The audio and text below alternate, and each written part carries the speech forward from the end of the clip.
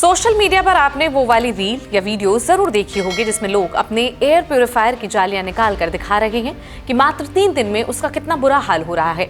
जालियां धूलनुमा किसी चीज से भर जा रही हैं और हर दूसरे या तीसरे दिन अगर आप उसे साफ नहीं करेंगे तो एयर प्यूरिफायर लगाने का कोई फायदा नहीं है, क्योंकि वो अपनी पूरी क्षमता से काम नहीं कर पाएगा। पर चिंता वाली बात यह है कि एयर प्यूरिफायर की जालियां या फिल्टर तो आप साफ कर सकते हैं, पर क्या आप अपने फेफड़े जो इसी हवा से गुजर रहे हैं, रोज जहरनुमा पदार्थ अपने अंदर ले रहे हैं, वो साफ हो सकता है?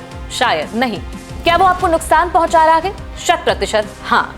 नमस्कार, मेरा नाम है निहारिका और आप देख रहे हैं जनसत्ता।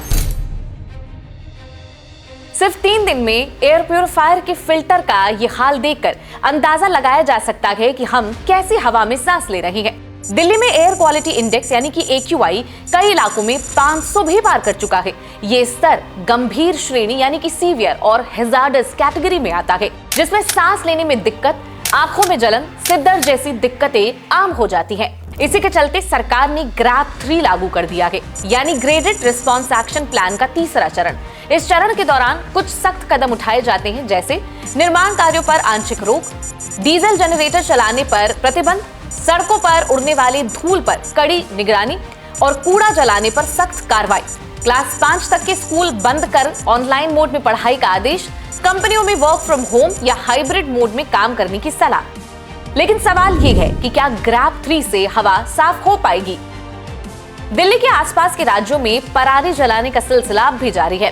सैटेलाइट तस्वीरों और सफर रिपोर्ट के मुताबिक दिल्ली NCR के प्रदूषण का लगभग 25 से 30% हिस्सा फसल के अवशेष यानी कि पराली जलाने से आ रहा है।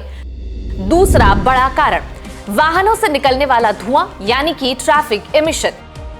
लाखों गाड़ियां, डीजल ट्रक और पुराने वाहन हर दिन प्रदूषण में अपना योगदान दे रहे हैं और इन सब के बीच दिल्ली की हवा सचमुच जहर बन रही है। प्रदूषण के कारण बीमार लगातार बढ़ते जा रहे हैं। इससे चिंतित चिकित्सक अब सलाह दे रहे हैं कि अगर आपको सुरक्षित रहना है तो अस्थायी रूप से 6 से 8 सप्ताह के लिए दिल्ली छोड़ दें और किसी स्वच्छ हवा वाली जगह चले जाएं। स्वास्थ्य विभाग के आंकड़े बताते हैं कि दिल्ली के 69% घरों में कम से कम एक व्यक्ति खांसी, जुकाम या बुखार से पीड़ित है। अस्पतालों की OPD में सांस रोगियों की संख्या पिछले 2 हफ्तों में 40% तक बढ़ गई है। दिल्ली इस वक्त प्रदूषण और संक्रमण के दोहरे मार से जूझ रहा है। प्रदूषण और संक्रमण न सिर्फ लंग्स को बल्कि हार्ट को भी नुकसान पहुंचा रहा है। प्रदूषण घरों के अंदर भी पहुंच गया है। एयर प्यूरिफायर चलाने के बावजूद दरवाजा खोलते ही घर के अंदर की हवा कुछ मिनट में बाहरी जहरीले धूल के कणों से भर जाती है। चिकित्सकों का कहना है कि जब व्यक्ति साफ हवा में रहने के बाद अचानक प्रदूषित हवा में जाता है तो शरीर को झटका लगता है। इससे गले में खराश, खांसी, छाती में जकड़न और सांस फूलने जैसी समस्याएं तुरंत शुरू हो जाती है।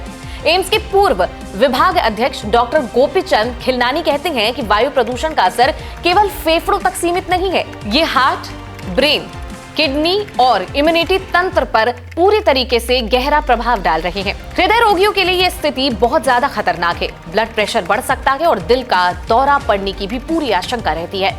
आपको जानकर हैरानी होगी कि कुछ लोग जिनके पास वर्क फ्रॉम होम का ऑप्शन है वो असल में दिल्ली छोड़कर जाने लगे हैं। ट्रैवल एजेंसियों के अनुसार पिछले टेन्योर में पहाड़ी क्षेत्रों की बुकिंग में 35 से 40% तक बढ़ोतरी हुई है।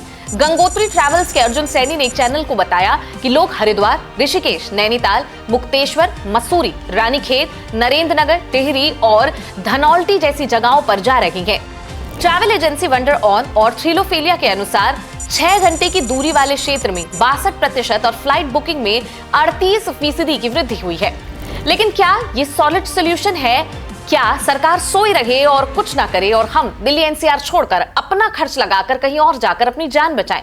क्या इसीलिए जनता इतना मोटा टैक्स भरती है कि हवा उसका गला घोट दे? सवालों के घेरे में सिर्फ सरकार को नहीं रखा जा सकता, हम और आप भी इस कंडीशन के लिए कुछ प्रतिशत जिम्मेदार हैं। फिलहाल इस वीडियो में इतना ही, लेकिन कमेंट सेक्शन में हमें जरूर बताइए कि एक जिम्मेदार नागरिक होने के कारण आप पोल्यूशन के लिए क्या कुछ कर रहे हैं। आपको ये वीडियो कैसा लगा हमें कमेंट सेक्शन में वो भी बताएं। बाकी देश दुनिया की खबरों के लिए बने रहे जनसत्ता के साथ। नमस्कार।